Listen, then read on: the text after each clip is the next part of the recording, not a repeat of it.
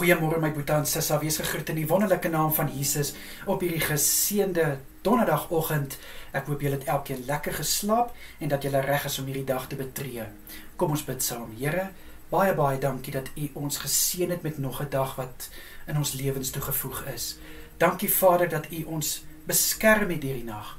Dankie dat U ons veilig gehou het, Here, en baie dankie dat ons kon rus kry, sodat ons kon opstaan vanoggend met 'n gevoel van dankbaarheid. Liewe Here, met die wete dat U reeds voor ons uitgegaan om ons paaie vir ons gelyk te maak en die dag vir ons gereed te kry. Ek bid in Jesus naam dat elke boetie en sissa vandag sukses sal behaal in hulle arbeid. Ek bid vir voorspoed in hierdie dag. Liewe Here, ek bid in Jesus Christus naam dat U ook asseblief vir elkeen sal vul met krag, met wysheid en met goeie moed in situasies.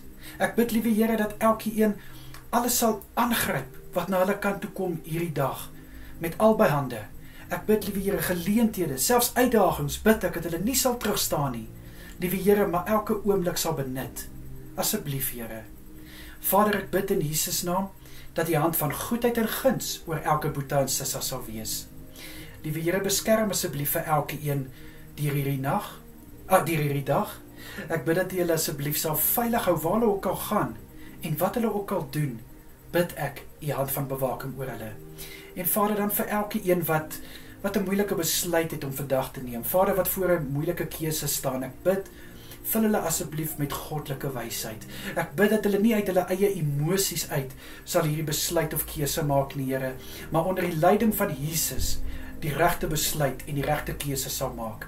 Ek bid, liewe Here, kom en vul hierdie mense, asseblief, Here, in Jesus se kosbare naam is dit my gebed vanoggend. Amen en amen.